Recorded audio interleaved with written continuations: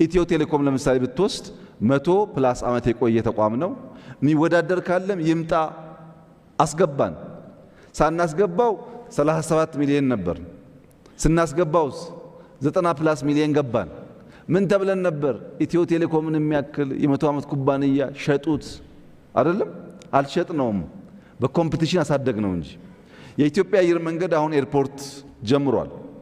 በቀደም ሰምተኝ ከሆነ ለሁሉም ዓለም ካፒታል ቦርደር የለውም፣ ገንዘብ ያለው ሰው ያፈስ ብለናል።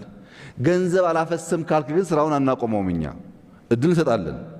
ኢትዮ ቴሌኮም ተጨማሪ ላይሰንስ ብቻ ሳይሆን 40% 50% ግዙ ብለን ሁለት ያወጣናል ጨረታ። ባወጣነው ጨረታ በሙሉ አቅም ሊሳተፍ የሚችል ሰው አልመጣም። አሁንም ግን ክፍት ነው። ለኢትዮጵያውያን ስቶክ ይሸጥ ብለን ኢትዮ ቴሌኮም የተወሰነ ፐርሰንቴጅ አወጣናል። ውስን ሰው ነው የተሳተፈው። በእኛ በኩል ፕራይቬት ሴክተር ካልተጠናከረ ሊቨሎን ፕራይቬት ሴክተር ስታርታፕስ ጀማሪዎቹ ካልተጠናከረ በስተቀር የኢትዮጵያ ብልጽግና አይረጋገጥም። ስጋት ትክክለኛ ነው። የጀመርነው አቅጣጫ የሚያመላክተው ግን ያንን ስጋት በሚቀርፍ መንገድ ነው። በስመ የመንግስት ኩባንያ መሸጥ ግን ግለሰቦችን የመሬት ባለቤት የማድረግ እቅድ የኛ መንግስት የለውም።